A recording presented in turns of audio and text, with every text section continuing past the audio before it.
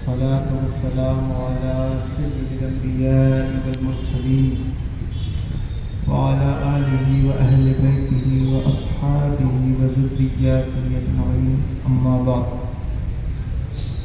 أعوذ بالله من الشيطان الرجيم. بسم الله الرحمن الرحيم.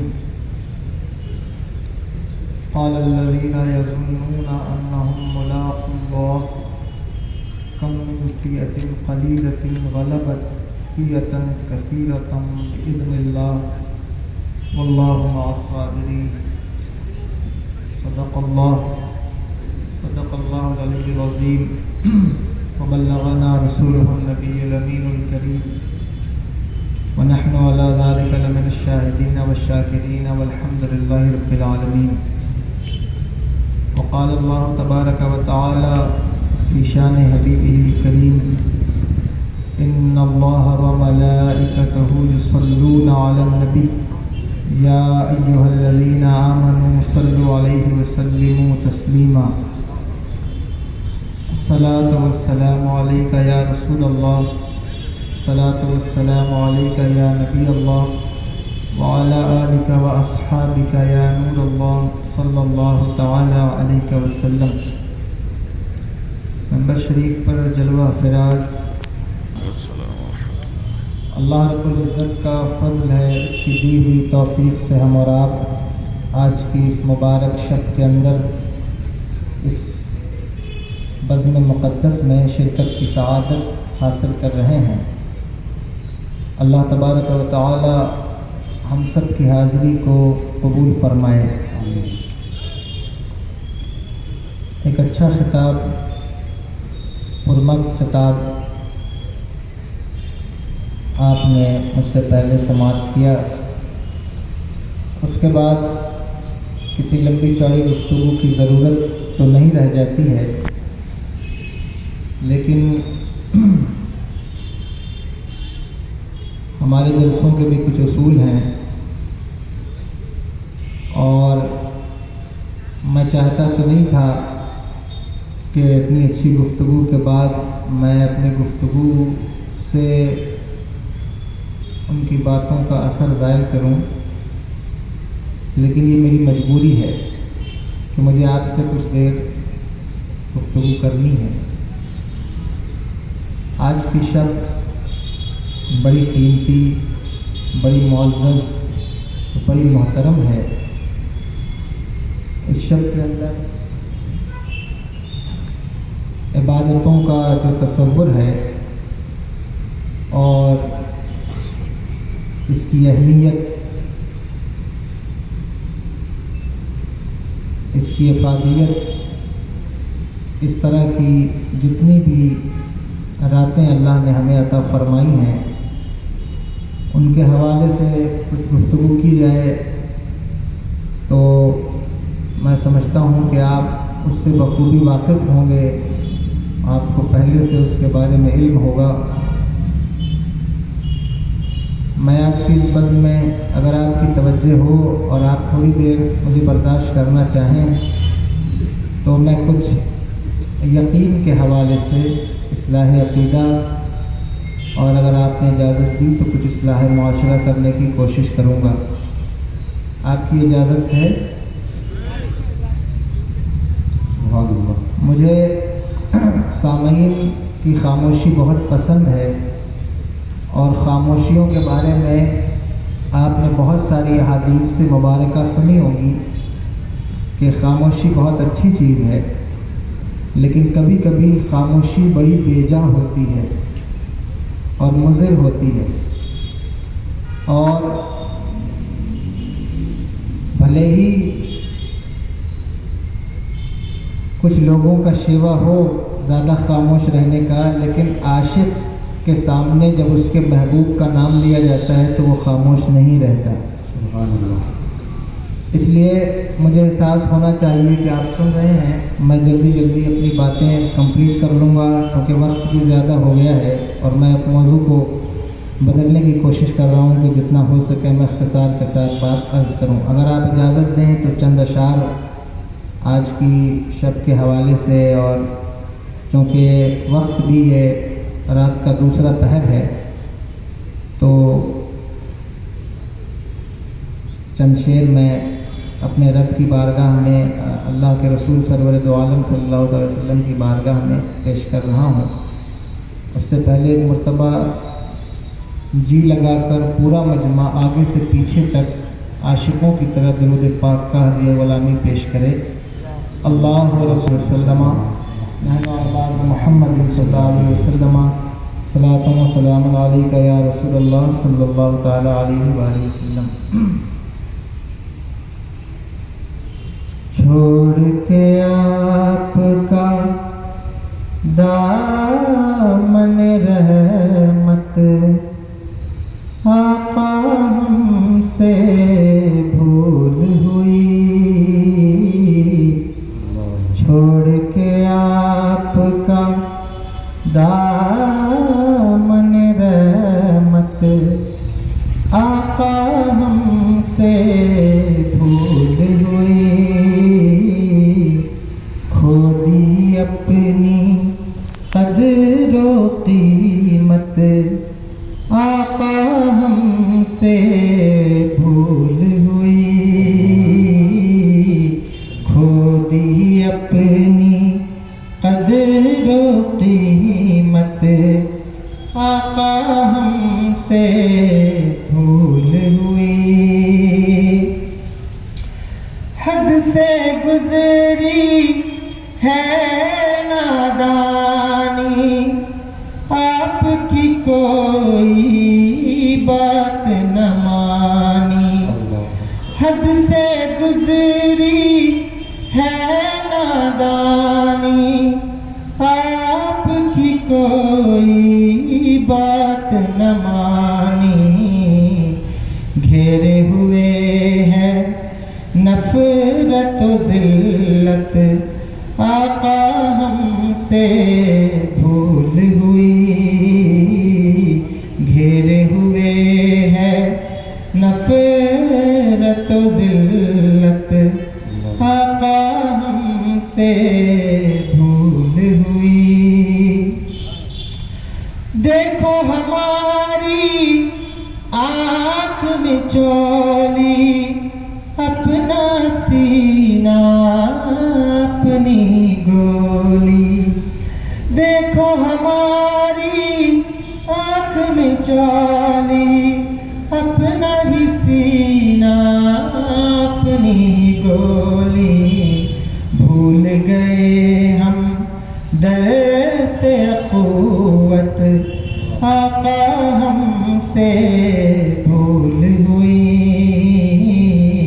بھول گئے ہم در سے اخوت آقا ہم سے بھول ہوئی۔ اگر آپ یہ سوچ رہے ہیں کہ میں آپ سے داد وصول کرنے کے لیے پڑھ رہا ہوں تو آپ غلطی پر ہیں۔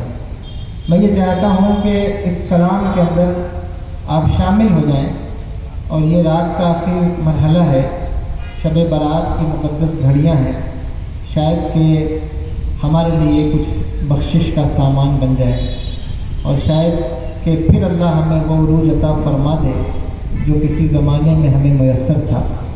حضرت کی تقریر سننے کے بعد میرے ذہن میں خیال آیا کہ میں چند شعر پیش کروں، تو اس لیے میں اسے پیش کر رہا ہوں۔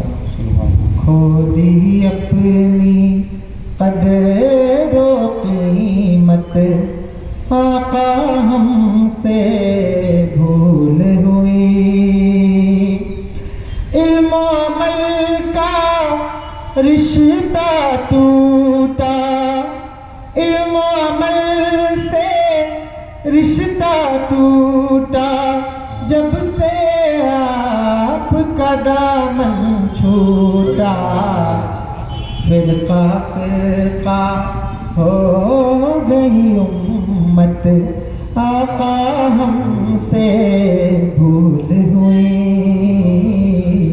ٹکڑے ٹکڑے ہو گئی امت آقا ہم سے بھول ہوئی، علم و عمل سے رشتہ ٹوٹا، جب سے آپ کا دامن ٹوٹا ٹکڑے ٹکڑے ہو گئی امت آقا ہم سے بھول ہوئی دنیا کے ٹھکرائے ہوئے ہیں آپ کے در پہ آئے ہوئے ہیں دنیا کے ٹھکرائے ہوئے ہیں آپ کے در پہ آئے ہوئے ہیں کھول دو اپنا کھول دو اپنا کھول دو اپنا باب رحمت آقا ہم سے بھول ہوئی کھول دو اپنا باب رحمت آقا ہم سے بھول ہوئی ہم پہ بھی چشم کرم اے میرے آقا کرنا ہم پہ بھی چشم کرم اے میرے آقا کرنا حق تو میرا بھی ہے رحمت کا تقاضا کرنا سبحان اللہ حق تو میرا بھی ہے رحمت کا تقاضا کرنا تو کسی کو بھی اٹھاتا نہیں اپنے در سے تو کسی کو بھی اٹھاتا نہیں اپنے در سے کہ تیری شان کے شایع نہیں ایسا کرنا سبحان اللہ تو کسی کو بھی اٹھاتا نہیں اپنے در سے کہ تیری شان کے شایع نہیں ایسا کرنا آج کی اس بزم پاک میں ہم آپ سے کیا گفتگو کریں بس چند باتیں ہیں میرے دل میں جو میں آپ تک پہنچانا چاہتا ہوں کوئی فن خطابت نہیں اور کوئی تقریر کی ترکیب کرنے نہیں بیٹھا بس چاہتا یہ ہوں کہ چند باتیں جو میرے دل کے اندر موجود ہیں وہ آپ تک پہنچا دوں بے یقینی کی لعنت اتنی خطرناک ہے کہ جو انسان کو کہاں سے کہاں تک پہنچا دیتی ہے بے یقینی اگر کسی قوم کے اندر پیدا ہو جائے تو وہ قوم زوال کا شکار ہو جاتی ہے اگر ذوق یقین ختم ہو جائے قوت یقین مر جائے تو قومیں زندہ نہیں رہتی اگر زندہ رہنا ہے تو یقین کی قوت کے ساتھ زندہ رہنا ہوگا اگر باقی رہنا ہے تو ایقان کی دولت کے ساتھ باقی رہنا ہوگا دنیا کے اندر کوئی ایک ایسی قوم نہیں ہے جس نے عروج حاصل کیا ہو اور اس کے پاس کسی ایک معنی میں دولت یقین موجود نہ رہی ہو اس لیے آپ سے میں گزارش کروں گا کہ یقین کی دولت پیدا کیجیے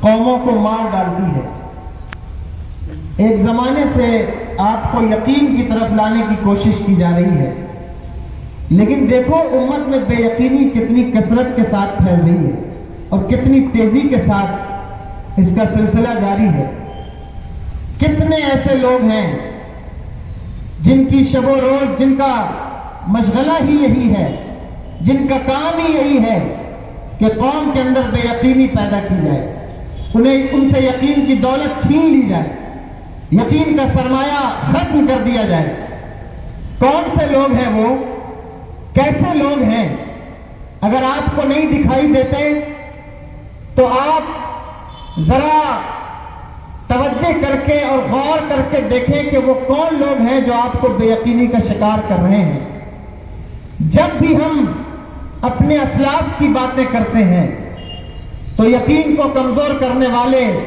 کھڑے ہو جاتے ہیں جب ہم کسی اللہ کے ولی کی بات کریں تو بے یقینی پھیلانے والے سب سے آگے بڑھ کے کھڑے ہو جاتے ہیں جب ہم اللہ کے رسول سرور دو عالم صلی اللہ تعالی علیہ وآلہ وسلم کے علم کی بات کریں تو بے یقینی کرنے والے اور بے یقینی کا پرچار کرنے والے یقین کی دولت لوٹنے سب سے اگلی صف میں کھڑے ہوتے ہیں اگر آپ میری بات کو توجہ سے سن رہے ہیں تو میں آپ کا بہت شکر گزار ہوں میرا مقصد تنقید کرنا نہیں ہے بلکہ میں یہ چاہتا ہوں کہ آج کی اس بزم کے اندر جتنے لوگ ہم اور آپ یہاں بیٹھے ہیں، ایک مقدس شخصیت آپ کے منبر شریف پر جلوہ فراز ہے. ان کی دعائیں لیتے ہوئے چند باتیں میں آپ سے کر سکوں. میں تنقید نہیں کر رہا ہوں، میری کوشش یہ ہے کہ آپ کی اصلاح کی جائے.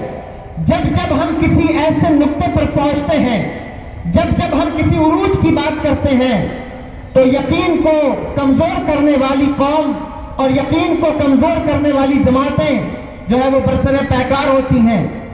زیادہ دور جانے کی ضرورت نہیں ہے. یہی کسی ایک رات کے اندر اگر ہمیں اللہ کی عبادت کرنی ہو، نوافل پڑھنی ہو، اگر کسی ایک رات کے اندر ہمیں اللہ کا ذکر کرنا ہو، اللہ اور اس کے رسول کا تذکرہ کرنا ہو، تو بے یقین جو ہے وہ بے یقینی کی جو ہے وہ لعنت دینے والے اور اس کا دھبا ہمارے سینوں پر اور ہمارے چہروں پر لگانے والے آگے آ کے کھڑے ہوتے ہیں اور کہتے ہیں بتاؤ یہ کہاں سے تم نے یہ شب نکالی ہے؟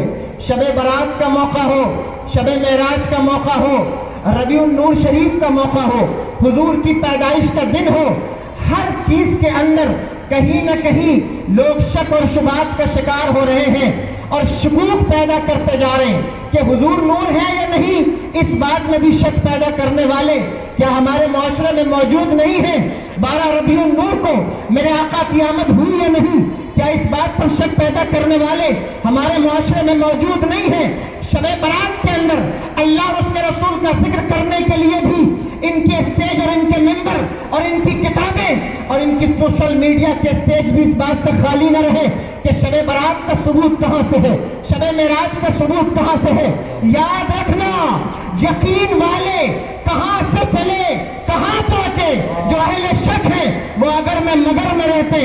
یہ شک کا جو کیڑا ہے یہ بڑا خطرناک کیڑا ہے. اگر آپ توجہ کریں تو میں چند باتیں آپ کو بتاؤں. شک کا جو کیڑا ہے وہ انسان کو بربادی کے دہانے تک لے کر جاتا ہے. شک کا جو کیڑا ہے وہ انسان کو ضلالت تک لے کر جاتا ہے. شک کا جو کیڑا ہے وہ انسان کو پستی کے اس گڈھے میں ڈال دیتا ہے جہاں سے نکلنا محال ہو جاتا ہے. دیکھو نا، جب میرے آقا سرور دو عالم صلی اللہ تعالی علیہ وآلہ وسلم معراج کی شب میں واپس تشریف لائے تو حضرت جبریل امین نے کیا کہا؟ یا رسول اللہ معراج بیان کیجیے. اللہ چاہتا ہے کہ معراج بیان کی جائے. حضور نے کیا ارشاد فرمایا؟ اے جبریل، جو لوگ اللہ کی وحدانیت کا اقرار نہیں کرتے وہ میری معراج کو کیسے تسلیم کریں گے؟ وہ آسمان پر جانا کیسے تسلیم کریں گے؟ وہ آسمانوں کو پار کرنا کیسے تسلیم کریں گے؟ دیکھو جناب جبریل علیہ السلام نے کیا جواب دیا. کہا یا رسول اللہ، جو نہیں مانے گا نہ مانے، لیکن آپ کے عاشق کبھی انکار نہیں کریں گے، آپ سے محبت کرنے والا کبھی انکار نہیں کرے گا. نتیجہ کیا نکلا؟ حضور نے بیان فرمایا تو ابو جہل نے سب سے پہلے کس کو پکڑا؟ آپ نے واقعہ سنا ہوا، میں واقعہ نہیں بتانا چاہتا، میں آپ کی توجہ قریب کرنا چاہتا ہوں. ابو جہل نے سب سے پہلے کس کو پکڑا؟ میٹنگ کے بعد جو سب سے پہلا شخص لوگوں نے پکڑا وہ جناب ابو بکر صدیق رضی اللہ تعالیٰ عنہ ہے کہ پہلے ان کو پکڑا جائے. کیوں پکڑا جائے؟ اس لیے پکڑا جائے کہ ان کے دل میں شک ڈالا جائے. توجہ ہے آپ کی؟ سن رہے ہیں میری بات کو؟ اس لیے پکڑا تاکہ ان کے دل میں شک ڈالا جائے، شبہات ڈالے جائیں. کس کے بارے میں؟ نبی کے بارے میں. تو پروپیگنڈا کیا کیا جو ہے وہ حربہ کیا استعمال کیا؟ کہا اے ابو بکر یہ بتاؤ، اگر کوئی دعویٰ کرے کہ رات کے مختصر سے حصے میں میں بیت المقدس گیا ہوں اور بیت المقدس سے واپس بھی آ گیا ہوں تو کیا یہ بات تسلیم کرنے والی ہے؟ کیا یہ بات ماننے والی ہے؟ جناب صدیق اکبر نے کیا کہا؟ کہا پہلے یہ تو بتاؤ کہ یہ بات کہی کس نے ہے، یہ بات کی کس نے ہے، یہ کہا کس نے ہے. دیکھو جب بھی کوئی بات کرنی ہو نا تو پہلے یہ سوچ لیا کرو کہ یہ بات کی کس نے ہے. جب اعتراض کرنا ہو تو پہلے یہ دیکھا کرو کہ یہ جملے کس کی زبان سے نکلے ہیں. جب منہ کھولنا ہو تو پہلے یہ دیکھا کرو کہ میں جو منہ کھول رہا ہوں وہ کس کی بارگاہ میں کھول رہا ہوں، اور میں جو زبان درازی کر رہا ہوں وہ کس کی بارگاہ میں کر رہا ہوں. میں جس کے فرمان پر نکتہ چینی کر رہا ہوں، جس کی حدیث کو ضعیف کہتا ہوں، ارے ضعیف کہنے والوں کی تو باتیں چھوڑو، اگر ان کو صحاح سے بھی حدیث دے دی جائے تو بھی ان کو تشفی نہیں ہوتی، ان کا دل مطمئن نہیں ہوتا. کیوں؟ کیونکہ شک کا کیڑا جو ذہن میں بیٹھ گیا ہے.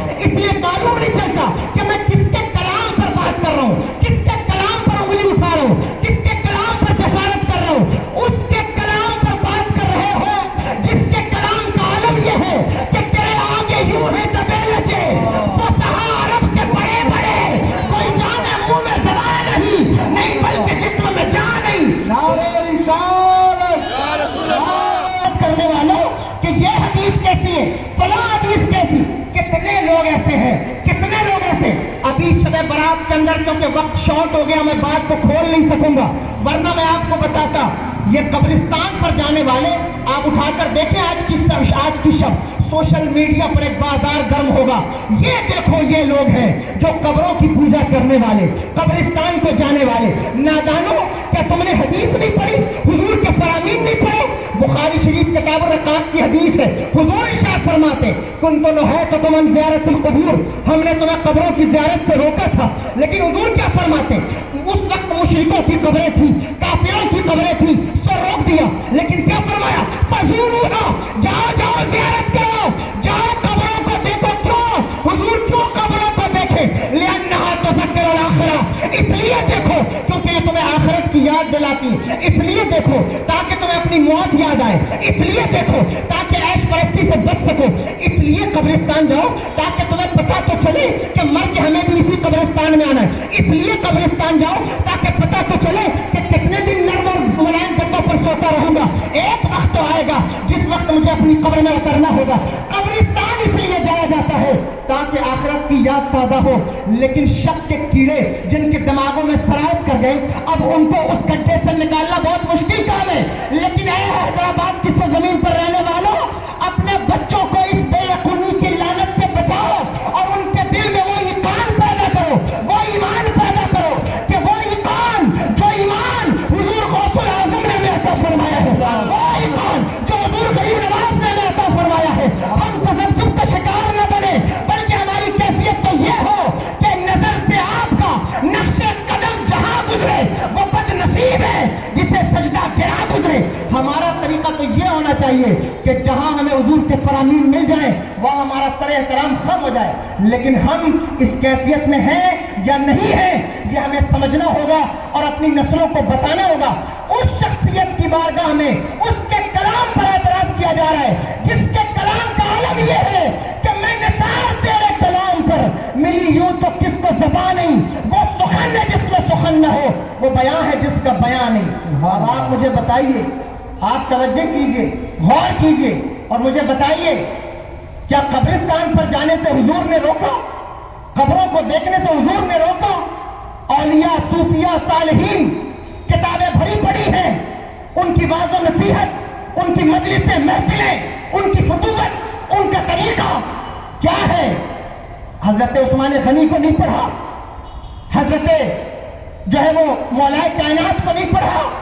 یہ وہ لوگ ہیں جو قبرستان کے اندر جا کر قبر والوں سے سوال کرتے, کیوں جاتے قبرستان؟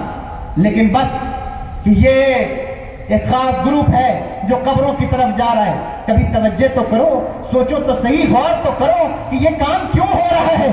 کیا ہماری اپنی منمانی ہے یا پھر یہ کوئی جو ہے وہ منشأ یزدانی ہے؟ یہ بات سمجھنی ہوگی, غور کرنا ہوگا. حضور غوث الاعظم فرماتے ہیں کہ ٹوٹی پھوٹی قبروں کی زیارت کرو, جا کر کے دیکھو, دیکھنے سے تمہارا ایمان تازہ ہوتا ہے, تمہیں آخرت کی یاد آتی ہے, تمہارے دل سے دنیا کی حرص و طمع, لالچ نکل جاتی ہے. لیکن اس پر ایک ٹیگ لگا دیا گیا ہے, اور یاد رکھیے گا, ٹوٹی پھوٹی قبروں کو دیکھنے سے بھی آخرت یاد آتی ہے, اور مرصع قبروں کو دیکھنے سے بھی آخرت یاد آتی ہے. اجڑی ہوئی قبریں دیکھو تو پتہ چلتا ہے بہت بڑا سیٹ تھا, بہت بڑا جاگیردار تھا, بہت بڑا سرمایہ دار تھا, بہت بڑا پولیٹیکل لیڈر تھا, بہت قابل انسان تھا. لیکن آج قبریں بھی دب گئی, قبروں کے نشان بھی ختم ہو گئے, تو کیا دیکھ کے آخرت یاد نہیں آتی؟ اور پھر ایک طرف ان اولیاء اللہ کی قبریں جنہوں نے ساری زندگی عیش و عشرت سے کنارہ ہو کر ایک فٹ پاتھ پر, ایک بورے پر, ایک کپڑے پر کاٹ دی, جنہوں نے ساری زندگی اپنا لباس نہیں بدلا, لیکن آج ان کے آستانوں کا عالم یہ ہے, ان کے گنبد و مینار کا عالم یہ ہے, ان کے روضوں کا عالم یہ ہے کہ آج کسی موسم میں آپ ان کی بارگاہ میں چلے جائیں, برسات کا موسم ہو, گرمی کا موسم ہو, ٹھنڈک کا موسم ہو, دن ہو کہ رات ہو, رب کے انوار برس رہے ہیں, رحمتوں کی بارش ہو رہی ہے, تو کیا اسے دیکھ کر آخرت یاد نہیں آتی؟ لیکن یہ کب ہوگا؟ جب ہم یقین کی دولت سے مالا مال ہوں. ہم نے یقین کھو دیا ہے, یقین سے دور ہو گئے. اسی وجہ سے اسی وجہ سے ہمارے اندر فتنہ، فساد، خلفشار، نہ جانے کتنے اختلافات پیدا ہو رہے ہیں۔ جو طاقتور ہوتا ہے، سرمایہ دار ہوتا ہے، تھوڑا بہت علم رکھتا ہے، لوگ اس کو سب سے پہلے اپنے نرغے میں لیتے ہیں۔ اور باطلوں کا یہ طریقہ ہے، باطل کا یہی مسلک ہے اس کا کہ وہ سب سے پہلے تمہارے عقل والوں کو، پیسے والوں کو، سرمایہ والوں کو اپنے کنٹرول میں لیتے۔ یہی کیا ابو جہل نے، سب سے پہلے سوچا کہ جناب صدیق اکبر کو کنٹرول میں لے لیا جائے۔ سرمایہ دار ہیں، عزت والے ہیں، روب و دبدبے والے ہیں، اگر ان کو کنٹرول کر لیا جائے تو اپنے مذہب کو اور اپنے مسلک کی اشاعت بہت آسان ہو جائے۔ یہ طریقہ رہا ہے ہمیشہ، ہر دور میں فرقہ باطلہ کا، یہ بات یاد رکھیے گا، کفر کا رہا ہے یہ طریقہ۔ اسی لیے آپ کو ہر فرقہ باطلہ کسی نہ کسی حکومت، سرمایہ دار، پیسے والوں کے ماتحت نظر آئے گا۔ میری بات پر یقین نہ ہو تو آپ یہ علماء بیٹھے ان سے پوچھئے، دنیا میں جتنے بھی فرقے پیدا ہوئے اپنے غلط نظریات، عقائد، ترجیحات، اعتقادات کی بنیاد پر پوچھئے ان سے، وہ سارے فرقے ہمیشہ حکومت کے ماتحت رہے اور حکومتیں ان کی پرورش کرتی رہیں، سرمایہ دار ان کی پرورش کرتے رہے۔ لوگوں کو بہت اعتراض ہے، کون سا فرقہ صحیح ہے، کون سی جماعت درست ہے، کیسے مان لیا جائے، پڑھتے کیوں نہیں، تفکر کیوں نہیں کرتے، غور کیوں نہیں کرتے۔ قرآن کہتا ہے، قرآن میں کوئی چیز ایسی نہیں ہے جس کو چھوڑ دیا گیا ہو، ہر چیز کا ڈیٹیل ایکسپلینیشن قرآن میں موجود ہے، پڑھ کے دیکھو تمہیں پتہ چلے گا۔ ہر فرقہ جو باطل تھا، غلط تھا، سرمایہ داروں کو کیپچر کرنے کے چکر میں شروع سے لگا رہا اور ہمیشہ ان کے ماتحت رہ کر اس نے پروان چڑھایا۔ خلق قرآن کا فتنہ دیکھو، معتزلہ کا فتنہ، میں کتنے فتنے بتاؤں، میں بتا نہیں سکتا، لیکن آپ ریسرچ کر لیں، غور کر لیں۔ ہر فرقہ باطلہ جو اپنے غلط عقیدے، نظریات کی بنیاد پر اٹھا، اس نے سب سے پہلے حکومت کو کیپچر کیا، حکومتوں کی چاپلوسی کی، اور حکومتیں اس کو پالتی رہیں کیونکہ ان کو پتا تھا کہ ہم اپنی بنیاد پر ٹک نہیں سکتے، ہمارا اپنا وجود قائم نہیں رہ سکتا، ہم مٹ جائیں گے۔ اس لیے حکومت کا سہارا لیا، سرمایہ داروں کا سہارا لیا۔ لیکن اللہ کی عزت کی قسم 1400 سال سے وہ جماعت، وہ نظریہ، وہ مسلک جو خدا کی قسم جسے صدیق اکبر کا مسلک کہا جاتا ہے، جسے عمر بن خطاب کا مسلک کہا جاتا ہے، جسے عثمان غنی کا مسلک کہا جاتا ہے، جسے علی مرتضیٰ کا مسلک کہا جاتا ہے، جو مسلک حضور غوث الاعظم کا تھا، یہ کون سا مسلک ہے؟ وہی مسلک اہل سنت والجماعت۔ 1400 سال سے حکومتوں نے اس مسلک کو نہیں پالا، بلکہ یہ مسلک حکومتوں کو پالتا آیا ہے، حکومتوں کی پرورش کرتا ہے۔ یہ وہ مسلک ہے جو کبھی فقیروں کا بھی تھا، بادشاہوں کا بھی تھا، یہ وہ مسلک ہے خدا کی قسم جو غوث الاعظم کا بھی ہے اور سلطان صلاح الدین ایوبی کا بھی ہے، یہ وہ مسلک ہے جو نور الدین زنگی کا بھی ہے، یہ وہ مسلک ہے جو سلطان شمس الدین التتمش کا بھی ہے، یہ وہ مسلک ہے جو امیر خسرو کا بھی ہے، یہ وہ مسلک ہے جو حضرت بہلول دانا کا بھی ہے۔ سبحان اللہ، مسلک ہے۔ اس مسلک کے اندر بے یقینی پیدا کرنے کی کوشش کی جا رہی ہے، شکوک کو ڈالنے کی کوشش کی جا رہی ہے ہر مسئلے میں۔ میں حیران ہوتا ہوں، یا اللہ، یہ شب برات ہے، ایسی مقدس رات، اس رات میں بھی اگر اللہ کے بندے اللہ کو سجدہ کریں تو لوگوں کے کلیجوں پہ سانپ کیوں لوٹتے ہیں؟ اس رات کے اندر بھی اگر کوئی اپنے مرحومین کے لیے دعائیں مغفرت کرے تو لوگوں کو پریشانی کیوں ہوتی ہے؟ میں حیران ہوں، میں سمجھ نہیں پاتا کہ بات کیا ہے، مسئلہ کیا ہے، کیوں ہے؟ ایک ہی بات ہے مسلمانوں، ایک ہی بات ہے، دنیا یہ چاہتی ہے کہ تم یقین کی دولت کھو بیٹھو، دنیا یہ چاہتی ہے کہ تمہیں شک میں گرفتار کر دیا جائے، اور یہ طریقہ آج کا نہیں ہے، یہ طریقہ مکے کے ان کافروں کا ہے۔ نظر اٹھا کر دیکھو جنہوں نے مصطفیٰ جان رحمت سرور دو عالم صلی اللہ تعالی علیہ وسلم کے بھی قتل کا ناپاک منصوبہ بنایا تھا۔ دیکھو، غور کرو، یہ تحریک ان کی ہے، نئی تحریک نہیں ہے، یہ 1400 سال پرانی تحریک ہے۔ اسلام کے ساتھ یہ تحریک وجود میں آئی، شکوک ڈالے جائیں، فتنے ڈالے جائیں، فساد ڈالے جائیں، بچوں کو گمراہ کیا جائے۔ ابو جہل نے یہی کیا، حضرت صدیق اکبر کو پکڑا اور پکڑ کر کہا بتاؤ جا سکتا ہے کوئی آ یہی کہا پہلے یہ بتا کہ یہ کہا کس نے ہے، یہ کہا کس نے ہے؟ کہا تمہارے صاحب نے کہا ہے، مصطفیٰ جان رحمت نے کہا ہے، نبی آخر الزمان نے کہا ہے۔ جب جناب صدیق اکبر نے سنا تو دیکھو ایمان کی دولت اور یقین کی دولت کتنی عظیم ہوتی ہے۔ میرے آقا جناب صدیق اکبر نے کہا ابو جہل تو چھوٹی بات کر رہا ہے، چھوٹی بات کر رہا ہے، تو کہہ رہا ہے میرا نبی رات کے چھوٹے سے حصے میں یہاں سے بیت المقدس گیا اور واپس آ گیا، یہ چھوٹی بات ہے۔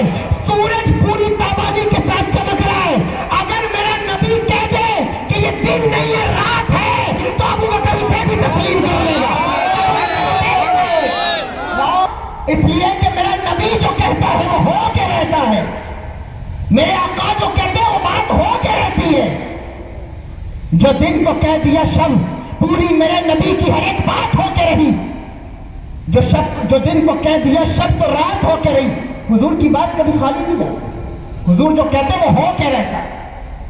لیکن یہ طریقہ ہے، یہ کیا جا رہا ہے کہ آپ بے یقینی کا شکار ہو جائیں، مسلک کے بارے میں، مذہب کے بارے میں، اپنے عقائد کے بارے میں، نظریات کے بارے میں آپ کو متزلزل کیا جا رہا ہے، آپ کے ایمان کو لگاتار کمزور کیا جا رہا ہے، آپ کے یقین پر حملہ ہے۔ آپ سمجھتے ہیں آپ کے نقاب پر حملہ ہے، آپ سمجھتے ہیں آپ کے حجاب پر حملہ ہے، آپ سمجھتے ہیں آپ کی عزت پر حملہ ہے، نہیں، آپ کے ایمان پر حملہ ہے، آپ کے ایمان پر حملہ ہے۔ اللہ کی عزت کی قسم، نقاب بھی بچ جائے گا، عزت بھی بچ جائے گی، حجاب بھی بچ جائے گا، اگر ایمان بچ گیا تو سب بچ جائے گا، اور اگر ایمان چلا گیا تو کچھ بھی نہ بچے گا۔ یہی اقبال نے کہا تھا، یہی اقبال نے کہا تھا، کیا کہا تھا؟ دنیا یہ چاہتی ہے کہ تمہارے سوچنے کا طریقہ بدل دے، دنیا یہ چاہتی ہے کہ تمہارا نظریہ بدل دے، دنیا یہ چاہتی ہے کہ تمہارے ایمان کی کوالٹی کو تبدیل کر دیا جائے۔ اقبال نے یہی کہا تھا کہ دنیا یہ چاہتی ہے کہ فکر عرب کو دے کے فرنگی تخیلات اسلام کو حجاز و یمن سے نکال دو، یہی چاہتی ہے دنیا کہ نکال دیا جائے اسلام کو تمہارے اندر سے، تمہاری فطرت سے۔ لیکن یاد رکھنا، یاد رکھنا، تم اپنی فردن چیزوں کو بچا نہیں سکو گے۔ اگر تمہیں کچھ بچانا ہے تو سب سے پہلے اپنے ایمان کو بچاؤ، اپنے ایمان کو بچاؤ، اپنے یقین کو بچاؤ، اور وہ یقین اس وقت تک بچ نہیں سکتا جب تک تمہارے دل کے اندر مصطفیٰ جان رحمت کا عشق اس طرح پیوست نہ ہو جائے کہ جب بھی دشمنان اسلام کا کوئی تیر تمہارے دلوں کی فصیل سے ٹکرائے تو اس میں چھید کرنے کے قابل نہ رہے، بلکہ پلٹ کر دشمنان اسلام کے سینے میں پیوست ہو جائے۔ اس وقت تک آپ اپنے ایمان کو بچا نہیں سکتے، ایمان کو بچا نہیں سکتے ہیں۔ اگر آپ نے یہ نہیں کیا تو آپ کچھ نہیں کر سکیں گے، کچھ نہیں کر سکیں گے۔ آپ کو کیا لگتا ہے مسلمانوں پر ان کی جان پر حملہ ہے؟ آپ غور کیجئے، دیکھیے، مفتی صاحب قبلہ بیان فرما رہے تھے کہ کس طرح ہمارے قانون پر، ہمارے معاملات پر چہرہ ڈھکنے سے کسی کو کیا پریشانی ہو سکتی ہے؟ مجھے بتائیے، آپ توجہ کیجئے، ذرا غور تو کیجئے، چہرہ ڈھکنے سے کیا پریشانی ہو سکتی ہے؟ کیا پریشانی ہے؟ کوئی ماسک سے اپنا چہرہ ڈھکے، کوئی ہیلمٹ سے اپنا چہرہ ڈھکے، نہ بولنے والے لوگ نہ بولنے کا روزہ رکھ لیتے ہیں، کسی کو کوئی پریشانی نہیں، لیکن جو ہے وہ منہ اگر کوئی ڈھانک لے تو کسی کو کیا پریشانی، کسی کو کیا حرج ہے، کیا دقت ہے کسی کو منہ ڈھانکنے سے؟ منہ ڈھانکنے سے دقت نہیں ہے مسلمانوں، کفر کی ذہنیت دیکھو، اسے معلوم ہے کہ لاکھوں بے پردہ عورتیں وہ کام نہیں کر سکتی جو میدان کربلا میں ایک پردے والی نے کیا ہے۔ معلوم ہے کہ ایک پردے والی کی عزت اور ایک پردے والی کا وقار جس کی آواز سے اور جس کے خطبے سے ابھی تک شام کا گورنر ہاؤس لڑک رہا ہے، کفر کو معلوم ہے کہ ایک پردے والی، آپ خود تو غور کریں، خود تو دیکھیں،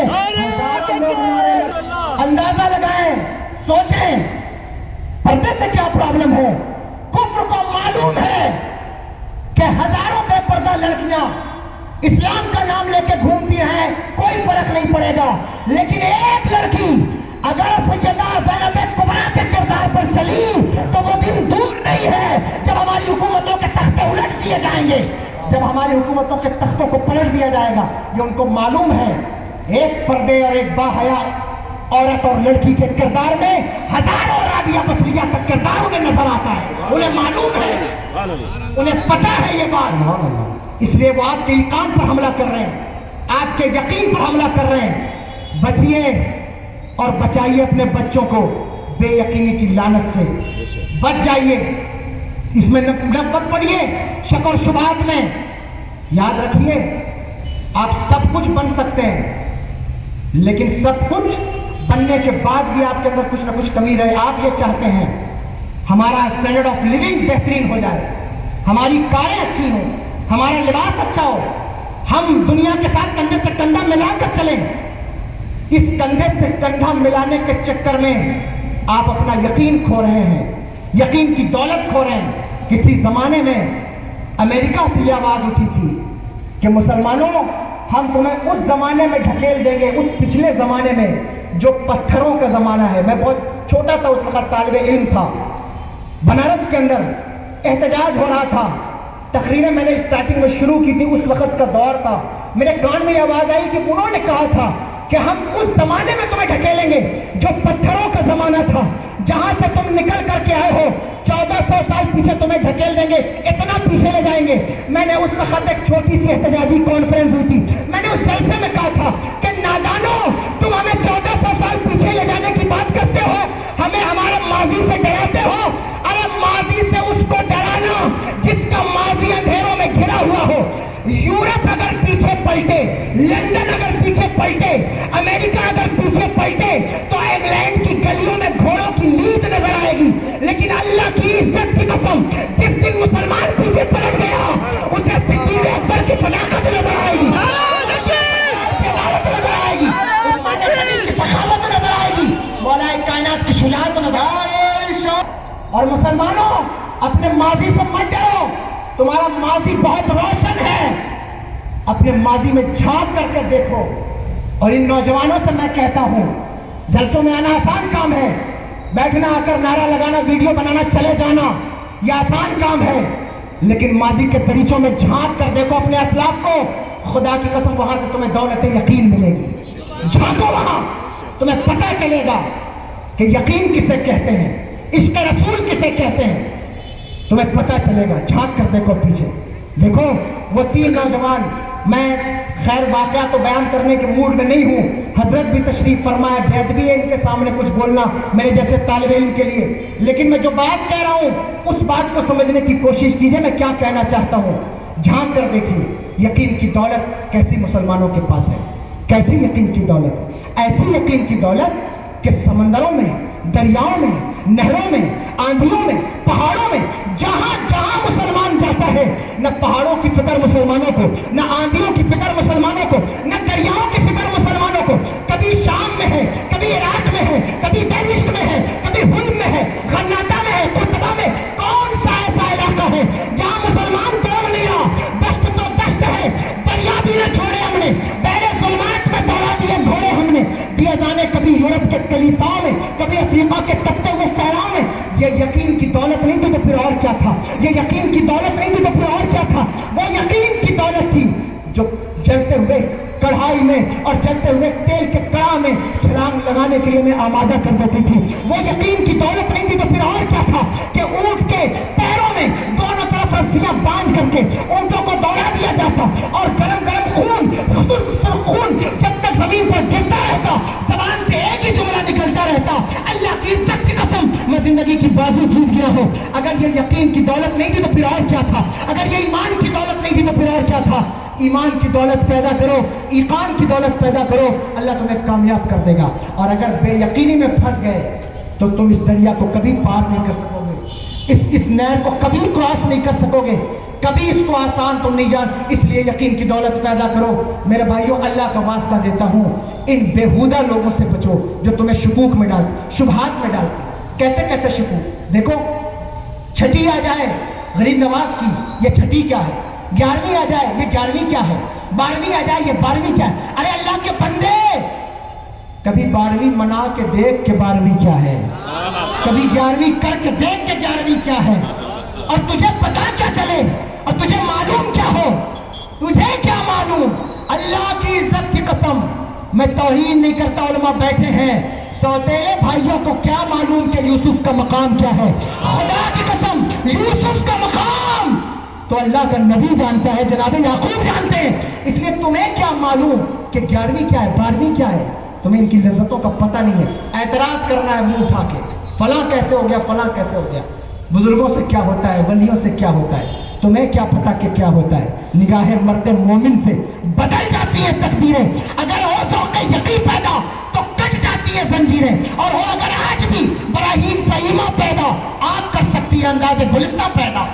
تم یقین کی دولت تو پیدا کر کے دیکھو, یقین کا جذبہ تو پیدا کر کے دیکھو, ہوتا کیا ہے یقین سے. حضرت عارف رومی لکھتے ہیں, عارف رومی, عارف بھی کسی کو کہا جائے, اس پر بھی اعتراض کرنے والے, شک ڈالنے والے کہ کوئی عارف کیسے ہو سکتا ہے, عارف کا مطلب کیا ہوتا ہے, عارف کون ہے. علم سے تعلق تمہارا نہیں, تمہیں معلوم نہیں دنیا میں کیا کچھ ہو رہا ہے, اور تم اپنے مکتب میں مدرسے کے چھوٹے سے کمرے میں بیٹھ کر کے یہ فیصلہ کرو گے کہ مذہب اسلام کے اصول کیا ہے, قوانین کیا ہے, اولیاء کا معیار کیا ہے, حضور کا علم کیا ہے, تم فیصلہ کرو گے. خدا کی قسم, میرے ماں نے بہت پہلے کہا تھا, فرش والے تیری شوکت کا علو کیا جانے, خسروا عرش پہ اڑتا ہے پریرا تیرا. فیصلہ کرو گے کہ حضور کا مقام کیا ہے, ان کے امت کے اولیاء کا مقام کیا ہے, یہ مقدس راتیں کیا ہیں, تم فیصلہ کرو گے. اس پر بھی لوگ بات کرتے ہیں, کون عارف, کیسے عارف, عارف کیسے ہو جاتے ہیں, یہ کیسے ہو جاتے ہیں, مولا کیسے بن جاتے ہیں. توجہ کریں, غور کریں, عارف کیسے, علم سے تعلق نہیں ہے, ٹوٹ گیا ہے. دنیا کہاں سے کہاں پہنچ گئی, ابھی ان کو یہی نہیں پتا کہ حضور معراج میں تشریف لے گئے تو کیسے لے گئے. شب برات ہے اس لیے یہ بات کہہ رہا ہوں, توجہ ہے آپ کی, سن رہے ہیں یا نہیں. ابھی اسی پر اعتراض چل رہا ہے کہ کیسے چلے گئے, آسمان میں تو دروازہ ہی نہیں ہے. میں نے کہا کون گیا تیرے گھر سے کہ تجھے پتا ہے کہ آسمان میں دروازہ نہیں ہے, جو گیا اور آ کر بتایا ہو, بتا تجھے کیسے معلوم کہ آسمان میں دروازہ نہیں ہے. دنیا کہاں سے کہاں پہنچ گئی. ابھی ان کو اسی بات پر اعتراض ہے کہ اللہ کا ولی ایک وقت میں یہاں سے وہاں کیسے جا سکتا ہے. تم سے بے وقوف لوگ ٹائم ٹریولنگ پر موویز بنا رہے ہیں, اور تم ابھی تک ٹائم ٹریولنگ کا فلسفہ سمجھ نہیں سکے. میرا موضوع سائنس نہیں ہے, لیکن میں آپ کو ذہن دینا چاہتا ہوں, اس ٹیکنالوجی کے دور میں بھی اگر آپ اللہ کے ولیوں کی کرامتوں کو نہ سمجھ سکے, اللہ کے رسول کے سفر کو نہ سمجھ سکے, تو پھر ہم سے بڑا بے وقوف اور نادان کون ہوگا. توجہ تو کریں, غور تو کریں, اندازہ لگائیں. پوچھتے ہیں کہ صاحب حضور کیسے تشریف لے گئے معراج میں, کیسے چلے گئے اور کیسے واپس آ گئے. میں کیا بتاؤں کہ کیسے گئے اور کیسے آئے. میرے امام نے تو کہا, خیرت سے کہہ دو کہ سر جھکا لے, گما سے گزرے گزرنے والے, پڑے ہیں یہاں خود جہت کو لالے, کسے بتائیں کدھر گئے تھے, سراغ عین و متا کہاں تھا, نشان کیف و الا کہاں تھا, نہ کوئی راہی نہ کوئی ساتھی, نہ سنگ منزل نہ مرحلے تھے. ہم کیسے بتائیں کمانے امکا کے جھوٹے نقطوں, تم اول آخر کی پھیر میں ہو, محیط کی چال سے تو پوچھو کدھر سے آئے کدھر گئے تھے. تمہیں پتہ ہی نہیں ہے ان علموں کے بارے میں, تم کیا بات کرتے ہو, کیا لوگوں کو بیوقوف بنا رہے ہو. ابھی پچھلے دنوں شعبان سے پہلے رجب کا مہینہ گزرا, ایک جگہ تقریر ہو رہی تھی. میں نے کہا حضرت بیٹھے ہیں, علماء تصدیق کریں گے, حضور غریب نواز رضی اللہ تعالیٰ عنہ آپ کے باغ میں حضرت ابراہیم قندوزی رحمۃ اللہ تعالیٰ علیہ تشریف لائے. آپ نے ضیافت فرمائی تو حضرت ابراہیم قندوزی نے اپنے جھولے سے, اپنے جیب سے روٹی کا ایک ٹکڑا یا کھجور کا ایک ٹکڑا نکالا اور اس کو چبا کر کے حضور غریب نواز کے منہ میں ڈال دیا. توجہ ہے, بات یقین کی چل رہی ہے, وہاں سے ہٹا نہیں ہوں, ڈال دیا. تو حضور غریب نواز کہتے ہیں میرے دل کی دنیا بدل گئی, دنیا ہی بدل گئی. ایک صاحب کہنے لگے کیا جھوٹا کھانے سے بھی دنیا بدل جاتی ہے, کیا جھوٹا پینے سے بھی دنیا بدل جاتی ہے, جھوٹے میں کیا تاثیر ہے, جھوٹے سے کیا ہوتا ہے, کیا جھوٹا کھانے سے دنیا بدل جائے گی. میں نے ان سے کہا اگر تمہیں جھوٹے کی تاثیر کا اعتراف نہیں ہے تو کبھی سانپ کا جھوٹا پی کے دیکھو. دنیا میں کتنے ایسے جانور ہیں, اگر کوئی فہرست مانگے تو میں فہرست دے سکتا ہوں, جن کا جھوٹا پیو تو دنیا بدل جائے, دنیا ہی بدل جائے. نادانوں, زہر والوں کے جھوٹوں کی تاثیر کا اعتراف کرتے ہو, جس کی زبان رات و دن اللہ اور اس کے رسول کے ذکر سے تر ہے, اس کے جھوٹوں کا اعتراف کیوں نہیں کرتے, کیوں نہیں مانتے. صحبتوں کا اثر کیا ہے, دوستیوں کا اثر کیا ہے, کس کس پر بات کروں, کس کو چھوڑوں اور کس کا انتخاب کروں. میں تو صرف اتنا میں آپ کو ذہن دے رہا ہوں, بس آپ سمجھیں اس بات کو, توجہ کریں کہ بے یقینی انسان کو کہاں سے کہاں لے جاتی ہے, کہاں سے کہاں پہنچا دیتی ہے. قد بینا الآیات لقوم یوقنون, قرآن کہتا ہے. آپ غور تو کیجیے, یقین والوں سے بھی خطاب ہے قرآن کا, ان فی ذلک لآیات لقوم یوقنون, یقین والوں سے خطاب ہے. یقین پیدا کرو. مگر میں شک میں نہ رہو. بات کرتے عارف ہو گئے, عارف کیسے بن گئے, کیسے بن جاتے لوگ عارف. دیکھو ابھی مفتی صاحب قبلہ حدیث بیان فرما رہے تھے, وہی حدیث ہے اسی مضمون کے ساتھ مسلم شریف کے اندر آئی ہے, حضرت بخاری شریف کے اندر بھی موجود ہے, متفق علیہ حدیث ہے. حضرت عبداللہ بن عمرو راوی ہیں, فرماتے ہیں کہ حضور کے ایک صحابی حضرت حارثہ, اور بھی کتب میں یہ حدیث موجود ہے, تشریف لائے. حضور احد کے کیمپ کا معائنہ کر رہے تھے, یا اگر اس وقت میرے ذہن سے کتب کا نام مسٹیک ہو رہا ہو تو میں معذرت چاہتا ہوں. حضور احد کے کیمپ کا معائنہ کر رہے تھے. معائنہ کرتے کرتے ایک صحابی رسول کی آواز سنائی دی, قرآن پڑھ رہے تھے. حضور نے ان کو بلایا, بار تشریف لائے. حضور نے کہا کہ یا حارثہ, اے حارثہ, تو نے صبح کس حال میں کی ہے؟ کیف اصبحت یا حارثہ, کیسے صبح کیے؟ انہوں نے کہا یا رسول اللہ اصبحت مؤمنا حقا, میں نے ایمان کی حقیقت کے ساتھ صبح کی ہے, ایمان کی حقیقت کے ساتھ صبح کی ہے. حضور نے کہا کہ ہر بات کی ایک حقیقت ہوتی ہے, حارثہ بتا تیرے ایمان کی حقیقت کیا ہے؟ وہ کہتے ہیں یا رسول اللہ 3 جملے انہوں نے فرمائے, تصوف کے جملے ہیں. میں یہ نہیں آپ سے کہہ رہا ہوں کہ آپ تصوف پر میری گفتگو سنیں, میں آپ کو صرف اشارے دے رہا ہوں. انہوں نے کہا یا رسول اللہ میں دن کو پیاسا رہتا ہوں, رات کو جاگتا رہتا ہوں. یا رسول اللہ میں پیاسا رہتا ہوں, رات کو جاگتا رہتا ہوں, اور دنیا میں رہتا ہوں لیکن دنیا میرے اندر نہیں رہتی. یا رسول اللہ میں دنیا میں رہتا ہوں لیکن دنیا میرے اندر نہیں رہتی.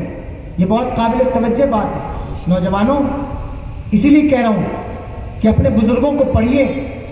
اگر آپ جو کچھ پڑھ رہے ہیں, میتھمیٹکس پڑھ رہے ہیں, فزکس پڑھ رہے ہیں, کیمسٹری پڑھ رہے ہیں, جس شعبے میں آپ کو جانا چاہیے میں منع نہیں کرتا, لیکن خدا کی قسم اپنے اکابرین کو ضرور پڑھ لینا, اپنی تاریخ کو ضرور پڑھ لینا. جب تک تم تاریخ نہیں پڑھو گے تمہیں اندازہ نہیں ہوگا, تمہیں پتہ نہیں چلے گا. حضرت میرے آقا سرور دو عالم صلی اللہ علیہ وسلم نے جب سنا تو کہا اے حارثہ عرفتا, اب سرتا, تو نے جان لیا, پہچان لیا, تو جاننے والوں میں ہو گیا, عارف ہو گیا. اب میں کہاں سے یہ باتیں ثابت کروں, لیکن میں آپ سے اتنا کہتا ہوں کہ آپ بھی کچھ پیش قدمی کریں, آپ بھی توجہ کریں. صرف تقریروں پر اکتفا نہ کریں, صرف تقریروں پر بس نہ کریں, بلکہ سمجھیں, غور کریں, جھانکیں اور جھانک کر پتہ لگائیں کہ ہم جہاں کھڑے ہیں کیا ہمارا مسلک صحیح ہے یا نہیں صحیح ہے. کیا ہمیں بیوقوف تو نہیں بنایا جا رہا ہے, ہمیں نادان تو نہیں بنایا جا رہا ہے, ہمیں ٹھگا تو نہیں جا رہا ہے, کہیں ہمیں بے یقینی کی لعنت میں اس کے گڈھے میں تو نہیں پھینکا جا رہا ہے. اس چیز کا اندازہ آپ کو لگانا ہے, آپ کو غور کرنا ہے. اپنے کردار کے بارے میں, اپنے اعمال کے بارے میں, اپنے نظریات کے بارے میں آپ توجہ کریں. اسلام کے بارے میں سوچنا بند کر دیں, اسلام کو کچھ نہیں ہو سکتا. اسلام کے بارے میں بات کرنا میں منع نہیں کرتا, لیکن اتنا ضرور کہوں گا اپنے کردار کے بارے میں بات کیجیے. اسلام کے بارے میں پریشان مت ہوئیے کہ اسلام مٹ جائے گا. کتنی زمانے میں کتنی مرتبہ ایسا ہوا ہے, کتنی بار ایسا ہوا کہ جب ایسا لگا کہ اس کی شمع جھلملانے لگی ہے, شاید یہ بجھ جائے گا, لیکن اللہ کی عزت کی قسم یہ وہ مذہب نہیں ہے جسے مٹا دیا جائے, یہ وہ مذہب نہیں ہے جسے جو ہے وہ ختم کر دیا جائے. کتنی مرتبہ آپ تاریخیں پڑھیے, آپ کو پتہ چلے. پڑھیے منگولوں کی تاریخ پڑھیے, چنگیزیوں کی, کیا معمولی دور ہے؟ اٹھا کر دیکھیے, سکندر اعظم کی حکومت کے ایریا سے کئی گنا زیادہ بڑا ایریا ہے ان منگولوں کا. آپ شروع ہو جائے چائنا سے مڈل ایسٹ تک چلے جائیں, آگے تک, جہاں تک آپ کو منگولی حکومت ملے گی. پہلا ٹارگٹ مسلمان ہے, جہاں مسلمان ملتے مارا جاتا. یہ میں اس لیے کہہ رہا ہوں تاکہ نوجوانوں کا ایمان مضبوط ہو. صرف اتنی بات کہہ رہا ہوں, توجہ ہے آپ کے یقین کی جو دولت ہے وہ لٹ نہ جائے, صرف اس لیے یہ بات کہہ رہا ہوں. جہاں مسلمان دکھتا ہے اسے مارا جاتا. آپ نے تو سمجھ لیا کہ بس ہمارا معاملہ ختم ہو گیا. نہیں, آپ توجہ تو کریں, اپنے کردار پر غور کرنا ہے. اسلام کے بارے میں ٹینشن مت لیجیے. دنیا میں کسی ماں نے اپنے بیٹے کو وہ دودھ نہیں پلایا کہ وہ کھڑا ہو اور اسلام کو گرا دے. خدا کی قسم, دیکھو پڑھو منگولوں کو, ہند بھی ان سے نہیں بچا, ہند کی زمین بھی ان سے نہیں بچی. پڑھیے ان کو, پہلا ٹارگٹ مسلمان ہے, جہاں ملے مارو. سروں کے مینار تعمیر کر دیے گئے, بیٹھ کر شراب نہیں پی گئی. ہماری اتنی بڑی بڑی یونیورسٹیاں, غرناطہ کی, قرطبہ کی, حلب کی, دیکھیے, پڑھیے. میں نہیں کہتا, بڑے بڑے اسکالرز آج بھی لکھ رہے ہیں کہ اگر منگولوں نے اسلام کو نقصان نہ پہنچایا ہوتا تو اسلام آج امریکہ پر حکومت کر رہا ہوتا. یہ سائنٹیفک ایجادات, یہ ٹیکنالوجی کس نے دیا دنیا کو؟ یہ میرا موضوع نہیں ہے, لیکن آپ توجہ کیجئے گا, کبھی غور کیجئے گا. وہ یونیورسٹی جس سے پولیس نہ نکلے, وہ یونیورسٹی, میں کس کا نام لوں؟ کیا کچھ نہیں برباد کیا, کتابیں جلا دی, پھاڑ دی, دریا میں بہا دیا. ہماری ریسرچ, ہماری تحقیق, ہماری کتابیں, ہماری لائبریریاں, ہمارے کتب خانے مٹا دیے گئے, مار دیا گیا مسلمانوں کو. جہاں کوئی داڑھی ٹوپی صافہ امامہ دکھ جاتا اسے قتل کر دیا جاتا. بچوں کو, بوڑھوں کو, بزرگوں کو, عورتوں کو قتل کر دیا گیا. بغداد کی سرزمین پر سے دریائے دجلہ کا بند, جب مسلمان تہخانوں میں چھپ گئے تو دریائے دجلہ کا بند توڑا گیا. 1.25 لاکھ لاشیں ہم نے جو ہے وہ بغداد کے تہخانوں سے نکالی تھی. بچوں کی ابلتی ہوئی کھوپڑیاں کیا ہم نے نہیں دیکھی ہیں؟ دیکھی ہیں. یہ وہ دور تھا جس دور کے اندر لوگ یہ سمجھتے تھے کہ شاید اب اسلام ختم ہو جائے گا. ایران بھی مٹا دیا گیا, بغداد بھی مٹا دیا گیا, عراق بھی مٹا دیا گیا. اب کیسے اسلام کھڑا ہوگا؟ اب کیسے اسلام دوبارہ زندہ ہوگا؟ لیکن کچھ بات ہے کہ ہستی مٹتی نہیں ہماری, کچھ بات ہے کہ ہستی مٹتی نہیں ہماری. صدیوں رہا ہے دشمن دورے جہاں ہمارا. اقبال کہتے تو نہ مٹ جائے گا ایران کے مٹ جانے سے, نشے میں تو خرچ کیا پیمانے سے, ہائے آیا سورشے تادار کے افسانے سے, پاسباں مل گئے کعبے کو صنم خانے سے. اسی قوم سے ایک انسان کو اللہ نے کھڑا کر دیا, ایک شہزادے کو کھڑا کر دیا. اسلام کو مٹانے والے خود اسلام کے محافظ بن گئے. اس لیے آپ اسلام کے بارے میں ٹینشن نہ لیں, آپ اپنے کردار کے بارے میں ٹینشن لیں. اسلام کو کوئی نہیں مٹا سکتا, لیکن مسلمانوں کے اوپر وبال آتا ہے, مصیبتیں آتی ہیں ان کے اعمال کی بنیاد پر, ان کے کردار کی بنیاد پر, ان کی بے یقینی کی بنیاد پر. یہ ہوتا رہا ہے, اور جب آپ اس دور سے گزریں گے یہ آپ کے ساتھ ہوگا. اس لیے بچیے, یقین کی دولت کو مضبوط کیجیے, مضبوط کیجیے. آپ اس یقین کی دولت کو مت کھوئیے جو اللہ کے رسول نے ہمیں عطا فرمائی ہے. دیکھیے, بات یہ کر رہا تھا, آخری بات میں ختم کر رہا ہوں بات کو. حضرت عارف رومی کہتے ہیں مثنوی شریف کے اندر, اور جو ہے وہ لکھا ہے. اچھا, ایک اور بات میں آپ سے کہنا چاہتا ہوں. انسان مرتے ہوئے انسان کو بھی زندہ کر دیتا ہے, سمجھتے ہیں؟ سن رہے, ایک مولانا صاحب تھے کسی مسجد کے اندر رہتے تھے, نماز پڑھاتے, امام صاحب تھے. میں کسی امام کی توہین میرا مقصد نہیں, واللہ میں بڑی عزت کرتا ہوں. یہ وہ امام ہیں, ائمہ ہیں, علماء ہیں جن کے دم سے, جن کی ٹوپیوں داڑھیوں جو بہت دستار سے اسلام کی شناخت, اسلام کا نشان آج بھی زندہ ہے. لوگ سمجھتے ہیں کہ یہ اسلام کے ماننے والے, ورنہ آپ نے تو اسلام کی پہچان ہی مٹانے کی کوشش کی ہے. میں یہ آپ سے یہ کہنا چاہتا ہوں کہ اپنی شناخت کو, اپنے تشخص کو باقی رکھیے, اپنی پہچان مت کھوئیے. ساری دنیا کے اندر آئیڈینٹیفیکیشن کا مسئلہ سب سے بڑا مسئلہ ہے, تشخص کا مسئلہ سب سے بڑا مسئلہ ہے, لیکن آپ اس کو بھی کھو رہے ہیں. آپ کے رہنے کا, چلنے کا, پھرنے کا, اٹھنے بیٹھنے کا اسٹائل مسلمانوں کا اسٹائل تو نہیں ہے. آپ کی تقریبات, شادیاں, آپ کی رسومات مسلمانوں کا طریقہ تو نہیں ہے. یہ تو مسلمانوں کے حالات نہیں ہیں. پھر آپ شکوہ کس منہ سے کرتے ہیں, گلہ کس منہ سے کرتے ہیں؟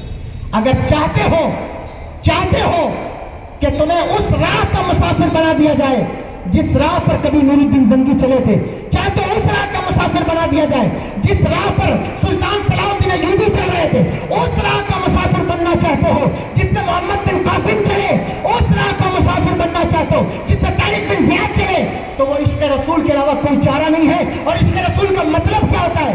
عشق رسول کا مطلب صرف زبان سے नारा लगाना नहीं होता कि गुलामी रसूल में मौत भी कबूल है। ये मतलब नहीं है इश्क रसूल का।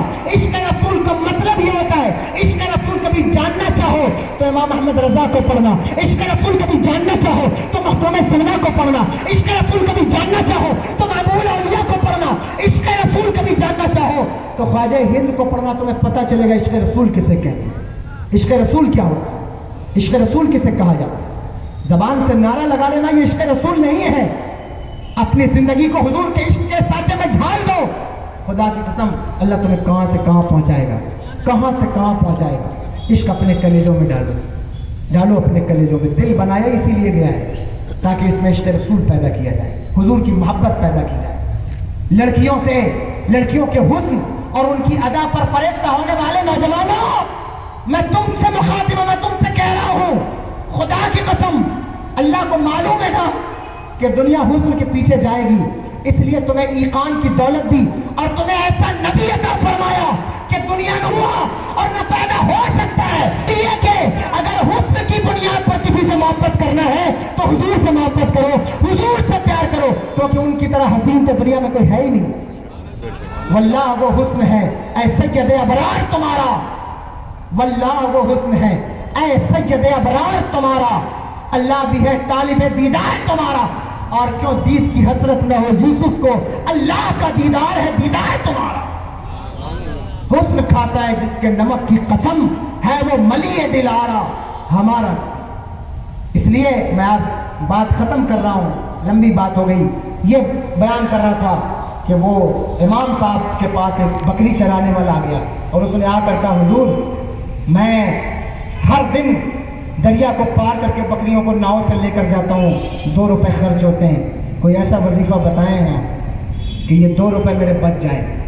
इमाम साहब ने कहा ठीक है, पैसा बचाना चाहते हो तो दरिया के किनारे जाओ।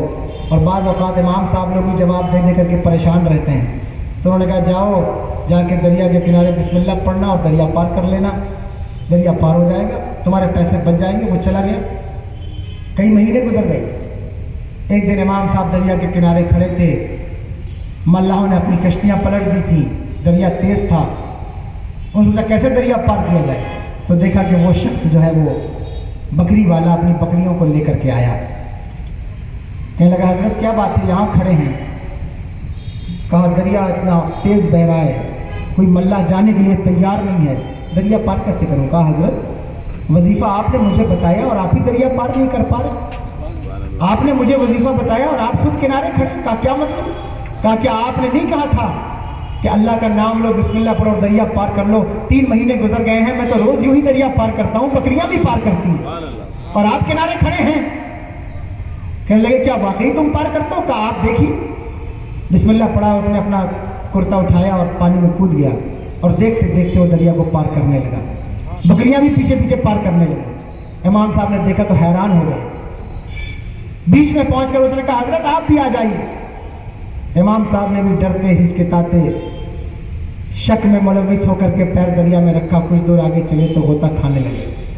दौड़ करके आया और इमाम साहब को निकाला, कहा हजरत वजीफा आपने बताया था और आप ही दरिया पार न कर सके।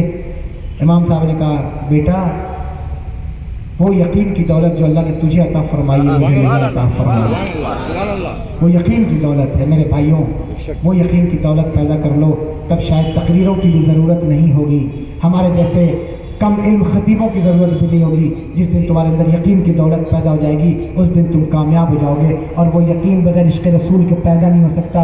जिस दिन इश्क़ रसूल पैदा होगा, दिल में इश्क़ रसूल पैदा होता है, ज़बान पर इश्क़ रसूल नहीं होता। दिल में इश्क़ रसूल होता है फिर ज़बान बोलती है, जब दिल में इश्क़ रसूल होता है तो ज़बान फिर कहती है, फिर ज़बान जो है वो इकरार करती है कि करूँ तेरे नाम पे जाँ फिदा, न बस एक जाँ दो जहाँ फिदा, दो जहाँ से भी नहीं जी भरा, करूँ क्या करोड़ों जहाँ नहीं। सिर्फ जो है ज़बान से काम नहीं चलता, सिर्फ गुफ्तार से काम नहीं चलता। इकबाल बड़ा उपदेशक है, जो है वो बातों में मन मोह लेता है, गुफ्तार का गाजी बन तो गया, जो है वो किरदार का गाजी बन न सका।